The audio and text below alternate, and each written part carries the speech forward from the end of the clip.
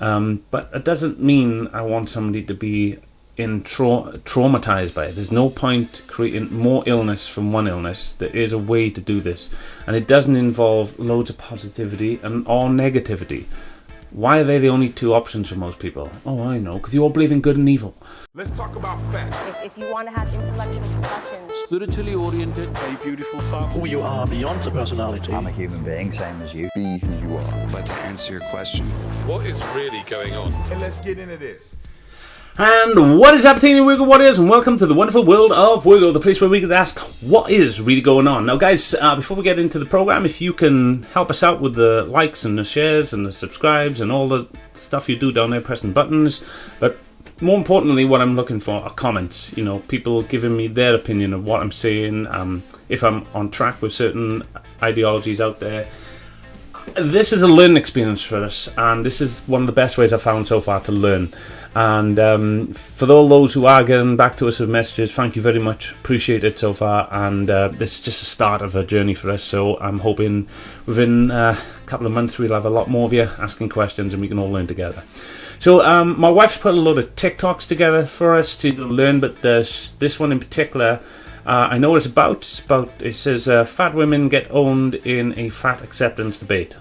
I'm not too sure how impressed I am with the word fat, but everybody uses it, means a certain thing. I'm not sure how other people like that word or not. I'm only using it because it's what's on here and it's what they're going to talk about. It's not. I don't go around calling people fat like, oh, you fatty. I don't do that kind of thing. If I'm talking about weight normally, I'd say obese. But this is what the program, well, the clip we're watching say. So I'm going to get straight into this. I'm going to watch it and give my thoughts, and hopefully we'll have a shorter one this time, and see what you guys think also. Don't forget, guys, comments below, okay? I do agree that there is stigma that I have to deal with because I am fat, but I'm actually really in celebration of my body. I find beauty in diversity. I think we come in all shapes and sizes, and the assumption that we've dealt with a lot on this show.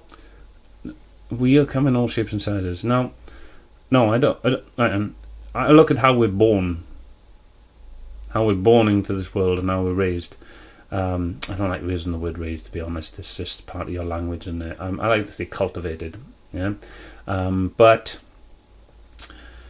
yeah, I'm going to say that I don't believe in all this body positivity stuff. I believe in positivity of the mind, but not positivity of the unhealthy body or anything unhealthy. I don't like to see unhealthy stuff as positive things.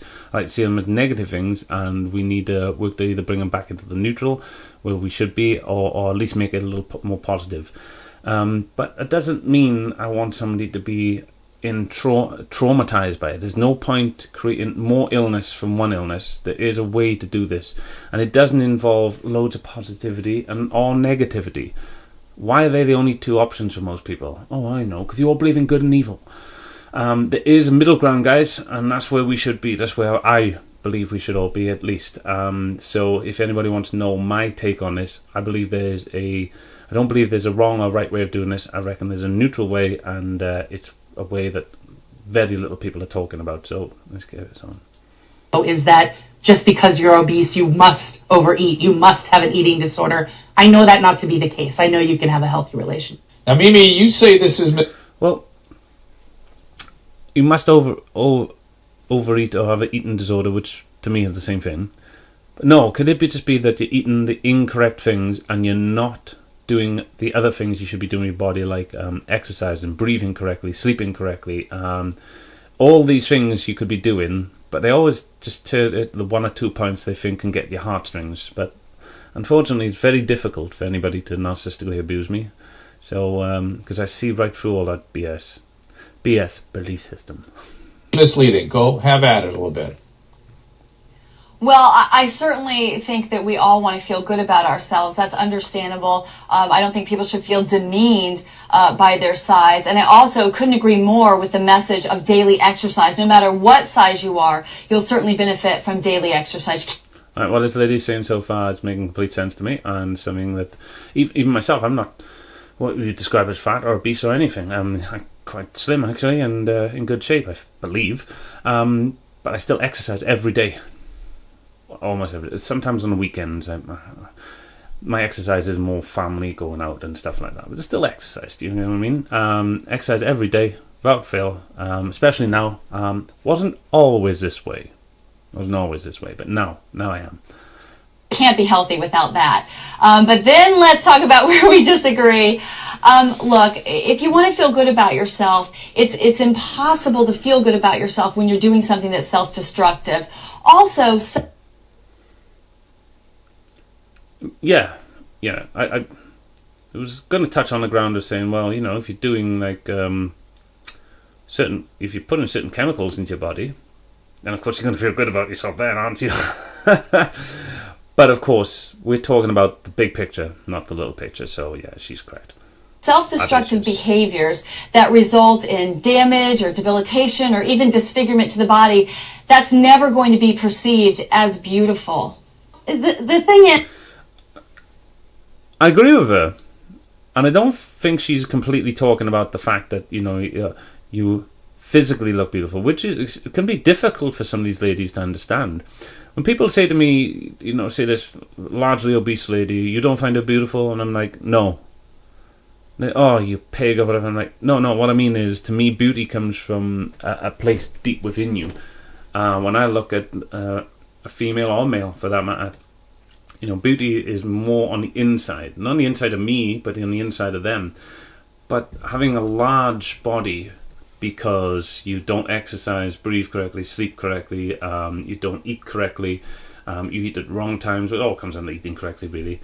Don't drink correctly. When you do all these things, it tells me you're trapped in a child world in your head, because you're just not going to do these things. Now, of course, being trapped in a child world inside your head is normally to do with trauma.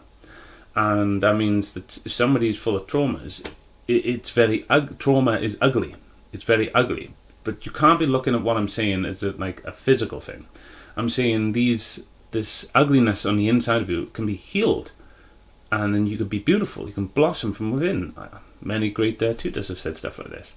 You do need to blossom from within. You get your discipline.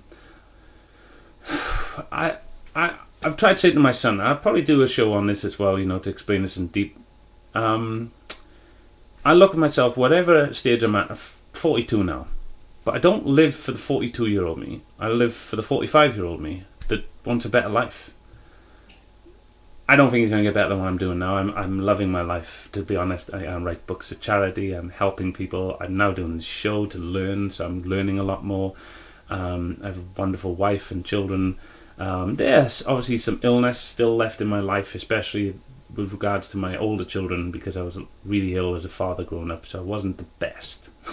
Wasn't the worst, but I wasn't the best. But I'm not that person anymore, I'm a completely different person, and I'm not even a person. These are words you guys use. I'm a different human being, should I say. But ugliness is difficult wording, see, because everybody assumes I'm automatically talking about saying, oh, they're ugly because they look ugly, and it's like, well, no, that they look like they're ill-disciplined, that they don't care enough about themselves or love themselves enough. And I look at somebody like that and I think, well, how can that person love me, or how can I love them correctly? It's not going to work. It just simply isn't going to work. That person is ugly unto themselves, not ugly in the way they look. I think they got that going on. Is that I think that the HAES approach, the health at every size approach, has been documented to work. And it's been documented to work year after year. What do you mean work?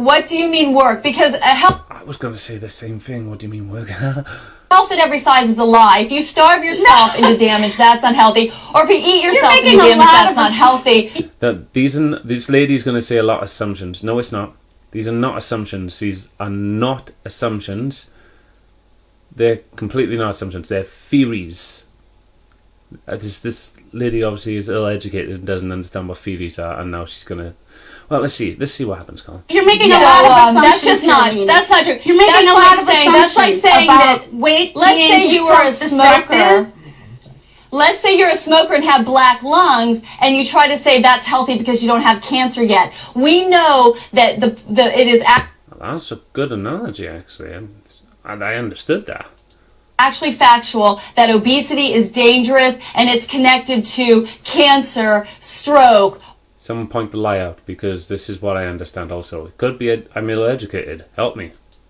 Alzheimer's. We even know it's connected to an increase in birth defects. So why doesn't the larger ladies, I don't like saying fat, but the obese ladies then, why aren't they taught this? What did they get taught? Or is it that they've gone into a world of delusion where they're like, I don't want to do the correct healthy thing to get healthy. I just want people to accept my unhealthiness. Well, guys, there's a thing about that in it, is that our children are also in this world. And you know they say it takes a village? Well, that was before we had phones and TVs and radios. Then it took towns or cities. Now it's before the internet. And now with the internet, it takes the world to raise your child. Think about that.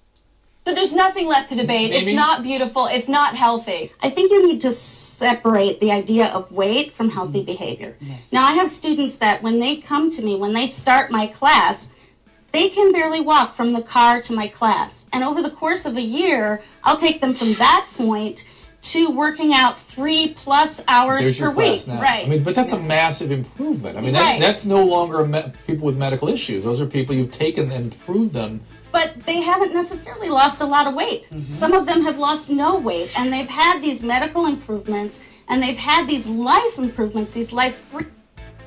What do you mean they haven't? You're telling me these individuals have been doing exercise, burning off calories, but it hasn't been leaving their body? Or they're burning off calories, putting more calories on by still eating absolutely rubbish, and then but their fitness is improving? Is that what she means? Is that possible? I have to look at that. It doesn't make too much sense, but Freedom improvements without losing weight. without losing weight. Again, is she talking about that she's increasing the... By the way, if you watch them, they were stepping back and forth and lifting arms in the air. Perfect for people that size, perfect. But are they just getting used to that kind of thing and getting used to the movement but not losing the weight? I mean, I'm guessing if they weren't eating terribly... Guys, I'm not talking about eating too much. I've watched people say, I've cut down on food. And then I looked at what time of day they're eating their food, what foods they're eating, and I go, well, it doesn't matter how much you cut down. Especially sugar. I mean, think about it, sugar is an energy fuel that will burn before fat. The body will burn the sugar before the fat. So if you keep eating sugars, the body's just going to keep burning the sugars. It's not going to burn your fat. So you need to cut sugar out of your diet, and then you lose weight, because now the body has no sugar to burn. So it now starts burning your fat. I thought this was all taught. No one else got this? It was just me. Right, guys, just a little one today. Just going to see what everybody thought of that. Again, all in experience from me. Leave your comments below, guys, if you can. Thank you very much. W.I.R.G.O, what is harmony?